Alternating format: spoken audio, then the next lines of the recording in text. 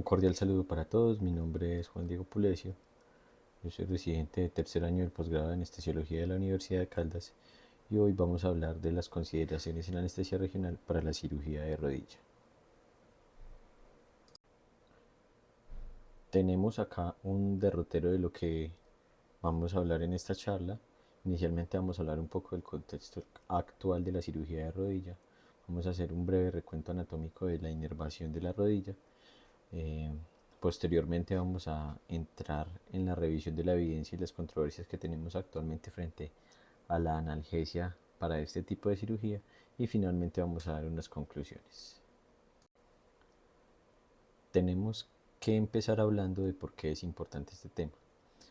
Hacia 2017 se realizaban 754.000 reemplazos de rodilla en los Estados Unidos y artículos más recientes pues, nos hablan de que esta cifra ha venido en aumento. Hay una gran variabilidad en cuanto a centros de práctica se refiere y al manejo que se le da a los diferentes procedimientos eh, que tienen que ver con la rodilla. Esto derivado de que hay algunos hospitales privados, otros que tienen componentes académicos, hay algunos centros que son de cirugía ambulatoria y definitivamente hay algunos grupos que hacen más este tipo de casos y probablemente puedan tener más experiencia. Además pueden implementar programas especializados en donde se optimicen todas las condiciones de los pacientes que son sometidos a cirugía de rodilla y también hay que tener en cuenta la educación continuada que tiene cada uno de estos centros. Otro de los factores que nos va a condicionar que haya una gran variabilidad en el manejo de estos pacientes pues son las comorbilidades propias de cada uno de ellos. Eh, la edad, el sexo, la dedicación, el estado nutricional, la posibilidad de escoger por el mismo paciente el sitio de atención nos van a cambiar el panorama y todas las cosas que debemos tener en cuenta a la hora de abordar un paciente que va a ser llevado a cirugía de rodilla. Adicionalmente a los factores previamente mencionados, tenemos que tener en cuenta la temporalidad de la lesión propia de la rodilla, si se trata de un trauma y está en la etapa aguda, si estamos hablando de una etapa subaguda o de unas 2 semanas o un poquito más, y cuando hablamos de lesiones crónicas, y de acuerdo al tipo de intervención que se va a realizar, el grado de analgesia que necesitamos para dicho procedimiento y la necesidad de una deambulación temprana posterior a la cirugía. La temporalidad obliga a tener en cuenta también, sobre todo en el contexto agudo, el riesgo de síndrome compartimentalista nos va a condicionar la posibilidad de realizar bloqueos analgésicos o no. Finalmente, entonces, el objetivo sería realizar un enfoque multidisciplinario, tratar de llevar una optimización preoperatoria en todos los pacientes, realizar una analgesia multimodal basada en paracetamol, gabapentinoides, antagonistas del NMDA y antiinflamatorios no esteroideos, en los casos en los que se pueda lograr una movilización temprana y un reinicio temprano, de la vía oral. Con todo lo anterior en mente, vamos a iniciar entonces un breve repaso anatómico de lo que constituye la inervación de la rodilla. Tenemos que tener en cuenta que tiene un componente lumbar y un componente sacro. El componente lumbar pues va a estar dado desde la tercera lumbar y hasta la quinta lumbar, aunque hay algunas variaciones anatómicas. Y tenemos que tener en cuenta que eh, la cara anterior y la cara posterior van a estar inervadas por diferentes raíces y esto nos obliga pues a tener un conocimiento de la anatomía para poder cubrir adecuadamente en los pacientes que van a ser sometidos a cirugía de rodilla. En el componente sacro tenemos más o menos para el nervio ciático raíces desde L5, S1, S2 y para el nervio tibial ya como en sus ramas más distales, eh, ramas desde S3 hasta S5. Sin embargo, existen también variaciones anatómicas y, y estos nervios se solapan y hay una inervación cruzada de acuerdo a las raíces. Para entrar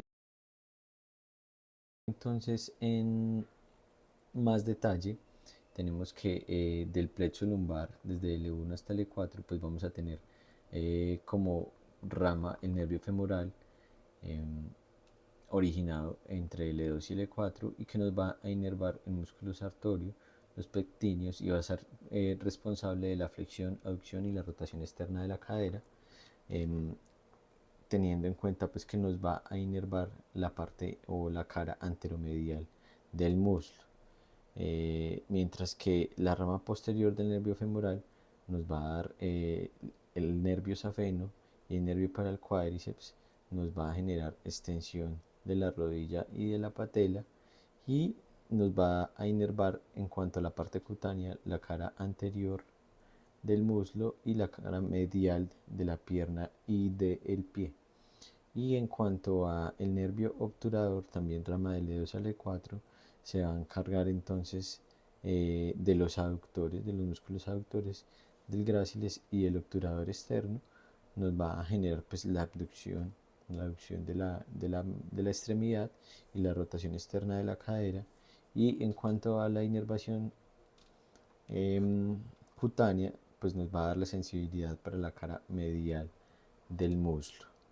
Aquí podemos ver entonces un resumen de cómo se distribuye la inervación tanto motora, sensorial y ósea del nervio femoral, y lo que podemos afectar pues también con este bloqueo. Ya hablando de la parte ciática, entonces recordar que tenemos componentes desde L4 hasta S4. En este caso nos va a interesar mucho el nervio tibial y el nervio peroneo común. El nervio tibial con su origen L4-C3, con la inervación motora pues que vemos acá, con la inervación sobre todo dermatómica de la parte posterior de la pierna y del aspecto plantar del pie, también una parte pues posterior de la rodilla, y del peroneo común, que nos va a dar como tal una flexión de la rodilla y una dorsiflexión del pie, y nos va a inervar la rodilla, el tobillo, las articulaciones del pie y la tibia proximal. Aquí podemos ver de nuevo un recuento eh, cutáneo, muscular y óseo de la inervación que nos da el nervio ciático y sus dos ramas, el tibial y el peroneo superficial, a nivel de la rodilla. En este cuadrito entonces tenemos un resumen de lo que es la inervación sensorial de la rodilla.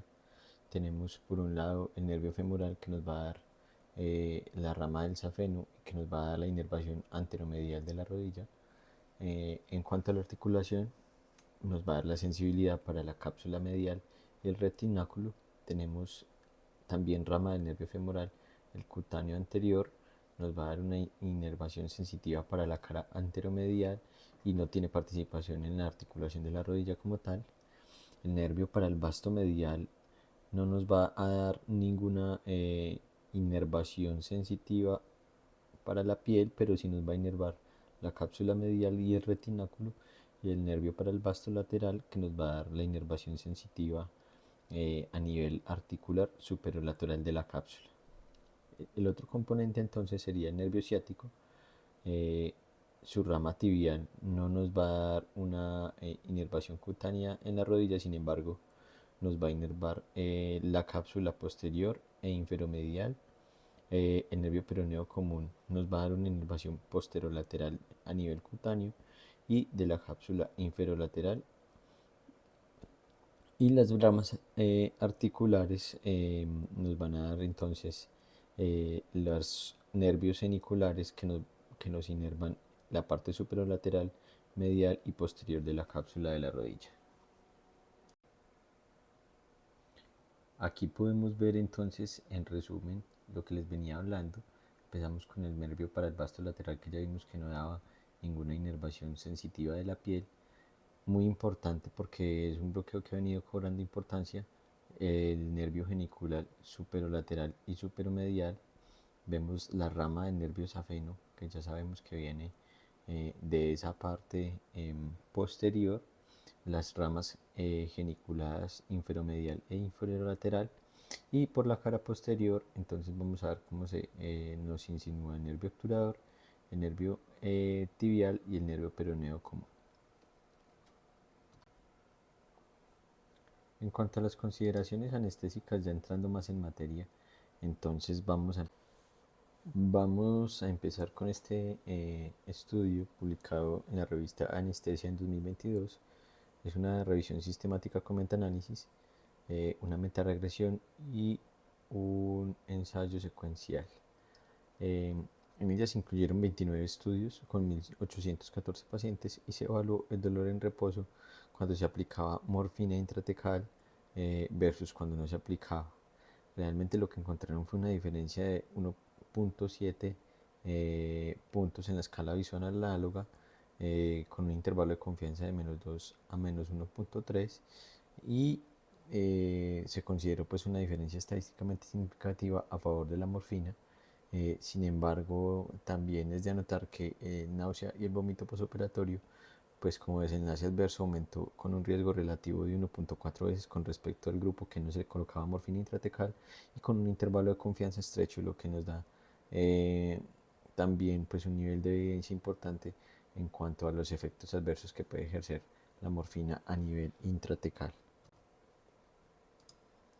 Aquí entonces tenemos el forest plot del análisis por subgrupos de cómo se comportó el dolor en los pacientes que se les colocó morfina intratecal versus aquellos a los que no se les colocó. Eh, lo que podemos ver es que con una dosis de 100 microgramos, la mayoría de los estudios con una heterogeneidad que es más o menos aceptable, eh, lograron una mejoría del dolor en contraste con aquellos que no habían utilizado morfina intratecal, y podemos ver claramente que entre más alta la dosis, pues también va a haber una mayor mejoría del dolor. Llama la atención que en el grupo de 200 microgramos hay un estudio que tiene un peso estadístico bastante importante, y esto pudiera sesgar un poquito los hallazgos que tiene este estudio. Aquí vemos por el otro lado cómo se comportó la náusea y el vómito posoperatorio en relación con el uso de morfina intratecal, y vamos a ver que a mayor dosis pues mayor reacciones adversas cuando estamos hablando de náusea y vómito posoperatorio, y esto sería tener en cuenta sobre todo porque aquí en el grupo de 100 se comportó muy parecido a aquellos pacientes que no tenía morfina intratecal, por lo que sería la dosis ideal a utilizar en caso de cirugía de rodilla en nuestros pacientes, por lo menos hasta lo que nos muestra la evidencia hoy en día con este estudio. Vamos a empezar a hablar de cirugías específicas, y en primera medida quiero hablar de la artroplastia primaria. En ella pues quiero traer este estudio. Es un estudio clínico doble ciego aleatorizado en el que se comparó pues también el uso de morfina intratecal combinado con inyección periarticular para artroplastia de rodilla. Se incluyeron 102 pacientes y se dividieron en tres grupos: uno sin morfina, otro con morfina 100 microgramos y otro con morfina 200 microgramos intratecal. Los pacientes estaban entre los 45 y los 85 años y estaban en el grupo de edad entre ASA 1 y ASA 3. ¿Cómo fue el protocolo? Se colocaron anestesia espinal con 15 miligramos de bupivacaína y se adicionó morfina intratecal de acuerdo al grupo en el que se había utilizado a los pacientes. Y adicionalmente se realizó una inyección periarticular con una mezcla que consistía en 30 miligramos de ketorolaco, bupivacaína 150 miligramos y epinefrina 1 miligramo hasta 100 mililitros. Todo esto se colocaban 50 mililitros en la cápsula anterior y 50 mililitros en la cápsula posterior. Este es las características sociodemográficas del estudio. Vemos que tiene una media de edad de 66 años, que no diferencias estadísticamente significativas entre hombres y mujeres, y que la talla promedio era muy parecida a la de nuestra población.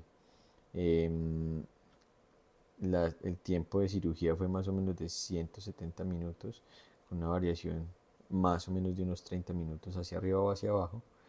Y eh, lo que podemos ver aquí entonces es que en verde vamos a ver cómo se comportó el grupo de únicamente inyección periarticular, ¿cierto? En cuanto a dolor y cómo se comportaba en el tiempo.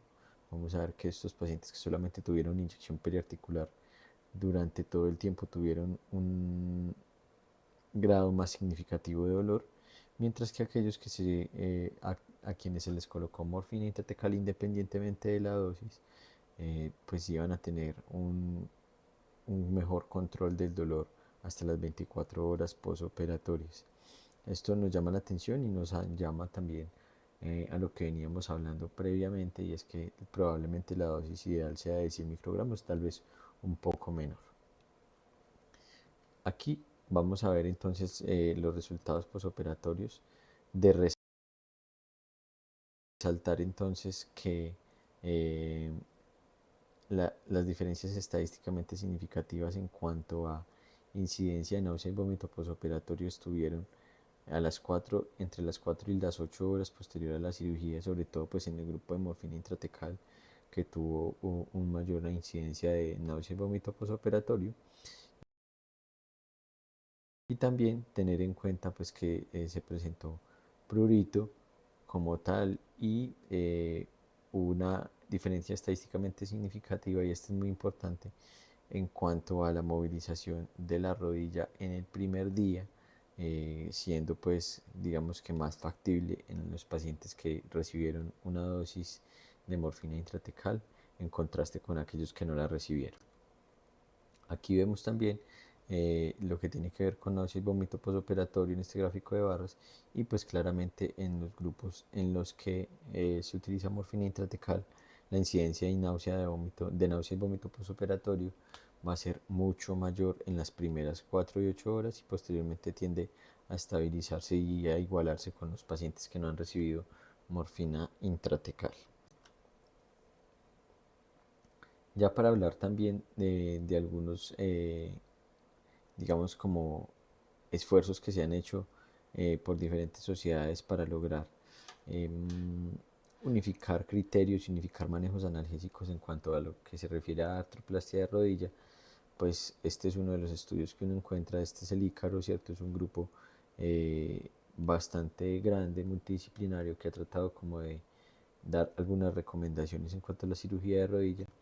Este revisión que ellos hicieron incluyó 82 ensayos clínicos aleatorizados, 50 observacionales, y lograron reunir aproximadamente 1 millón de pacientes entre todos ellos. ¿Qué llama la atención? Que en cuanto a analgesia no nos dan ninguna recomendación, ¿cierto? Si bien lo que ellos soportan con el uso de bloqueos periféricos en la artroplastia de rodilla tiene unas diferencias importantes, y vemos que hay algunas con diferencias estadísticamente significativas en cuanto a eventos duros, no nos da una recomendación específica en cuanto al manejo del dolor en cirugía de rodilla, y en este caso pues no nos aporta demasiado. Probablemente esto es muestra o evidencia de la heterogeneidad que hay en la literatura sobre el manejo de la cirugía de rodilla. Hablando específicamente ahora de artroscopia, entonces debemos tener en cuenta que la mayoría de las veces pues lo que vamos a tener es la colocación de unos puertos, y este gráfico solamente para resaltar que los puertos probablemente vayan a estar colocados en diferentes zonas de inervación, y por lo tanto debemos tener una muy buena comunicación con el equipo quirúrgico para poder definir nuestro abordaje analgésico a la hora de evaluar los puertos de artroscopia de rodilla. En ese sentido, entonces surge este estudio publicado en Anesthesiology en el 2016, en el que se evaluó la analgesia que proveía el bloqueo del canal de los aductores en comparación con el bloqueo del nervio femoral para la reconstrucción del ligamento cruzado anterior. En él se incluyeron 100 pacientes. Se comparó los pacientes que se les realizaba bloqueo del canal de los aductores versus bloqueo femoral con 20 mililitros de ropivacaína con epinefrina al 0.5%. Lo que se demostró es que no había una inferioridad en el consumo de opioides medido en dosis equivalentes de morfina, y que el área bajo la curva para el dolor pues se mantenía igual para los dos grupos de fármacos. Lo que sí hubo en este entonces fue un hallazgo de una contracción voluntaria isométrica del cuádriceps mucho mejor con el bloqueo del canal de los aductores. Aquí vemos entonces las características sociodemográficas. Eran pacientes relativamente jóvenes, sin diferencias estadísticamente significativas en cuanto a el sexo entre hombres y mujeres y que no tenían pues como tal, em, digamos que patologías importantes. Su estado físico era ASA 1 o ASA 2 y la duración de la cirugía fue la misma promedio. Aquí podemos ver entonces que em, no hay una diferencia estadísticamente significativa en cuanto al dolor en reposo medido por escala visual análoga y probablemente veíamos que con el bloqueo del nervio femoral había un mayor dolor por encima de las 12 horas. Aquí lo que vemos es la preservación de la función en la hora posterior a la cirugía, en el que vemos pues que claramente realizar un bloqueo del canal de los aductores pues nos va a mejorar o nos va a preservar mejor la movilidad del miembro inferior involucrado. Y aquí tenemos también las dosis equivalentes de morfina que consumieron estos pacientes eh, con el bloqueo del canal de los aductores y el bloqueo femoral. Y vemos que hacia las 24 y 48 horas pues esas dosis equivalentes de morfina se van aumentando y vamos a ver que el dolor va a estar muy controlado en ambos grupos, pero va a estar mejor controlado un poco en el grupo del bloqueo de nervio femoral en contraste con el grupo del bloqueo del canal de los aductores, sin embargo sin diferencias estadísticamente significativas. También ha habido pues discusión en la literatura. Este estudio publicado en Anesthesiology nos da un poco de claridad y es que se ha tenido la discusión de en qué nivel se debe hacer el bloqueo del canal de los aductores. Recordemos entonces, y lo vemos en las imágenes del lado derecho, que el sartorio cuando encuentra su cara medial con la cara medial igualmente del aductor magno, es allí donde empieza el canal de los aductores y por encima de ello, entonces lo vamos a conocer como triángulo femoral. Y realmente lo que se ha hecho es en este estudio en pacientes jóvenes mirar cómo se comporta la analgesia de acuerdo al nivel en el que se haga el bloqueo del canal de los aductores. Vamos a ver entonces en el color azul realizar el bloqueo del canal de los aductores a nivel proximal, inmediatamente donde se convierte en canal de los aductores ya veíamos cuál es la diferencia eh, de la ecoanatomía. Y en grupo rojo vamos a ver cuando se hace a nivel medial y en el grupo verde cuando se hace a nivel distal. Y vamos a ver pues que las dosis equivalentes de morfina cuando se hace a nivel distal, sobre todo en las primeras 24 horas, van a ser mucho mayores en contraste cuando se hace proximal. Y también pues obviamente relacionado con las ramas que da el nervio femoral a nivel del muslo, cuando hacemos distal pues nos vamos a encontrar con un bloqueo motor mucho menor. Cuando lo hacemos proximal va a haber algo más de bloqueo motor, conservando la analgesia en este caso.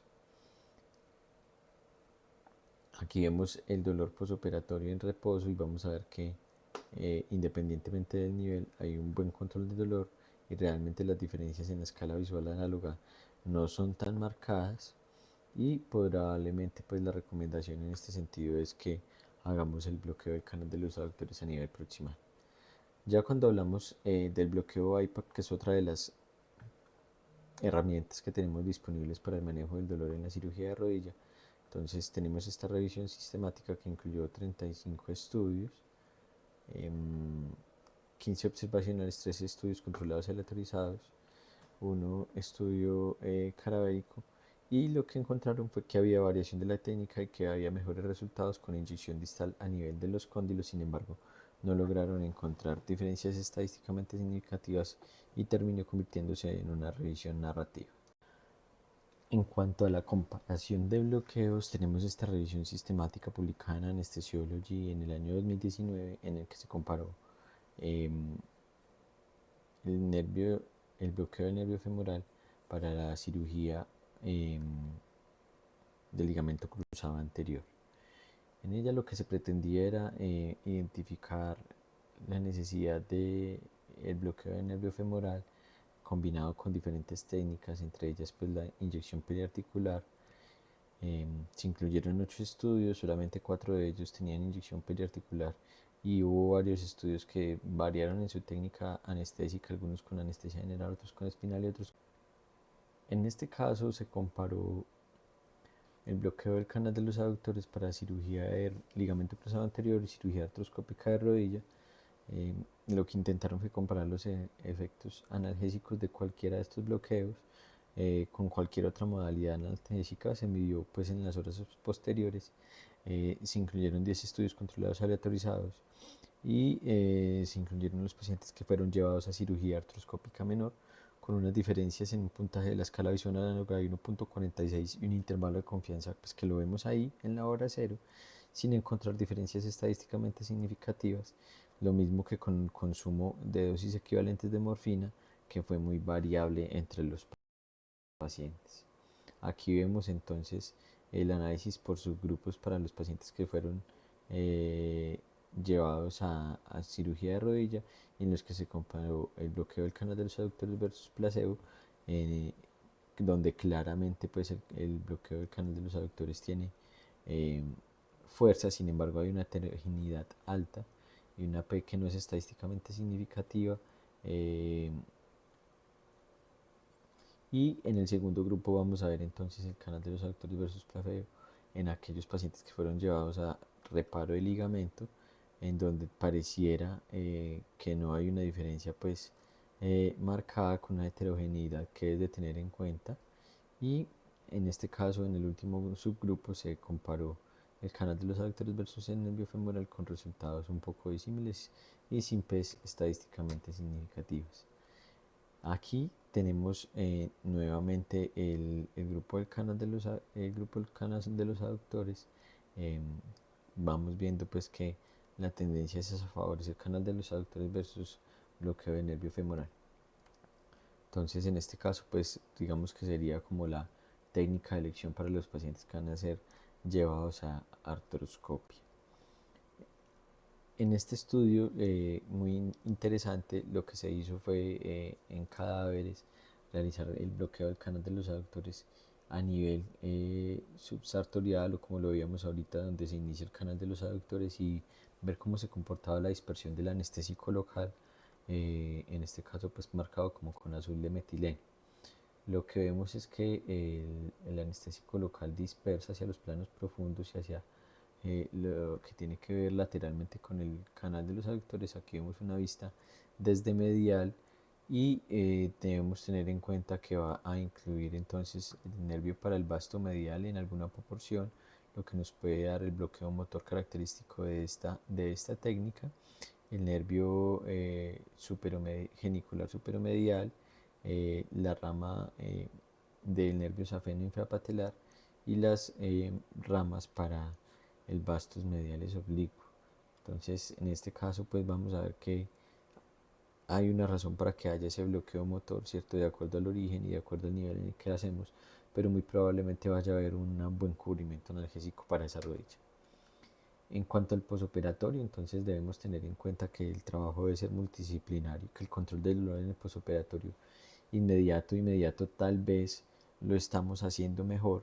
Los pacientes en las primeras horas después de la cirugía de rodilla, ya sea artroplastia o cirugía artroscópica, van a estar sin dolor, pero muy probablemente nos estamos quedando cortos en ese posoperatorio mediato a tardío. Por encima de las 24 a 48 horas el paciente va a estar con mucho dolor y eso nos va a poner un obstáculo en otro de los objetivos que tenemos, y es una rehabilitación temprana.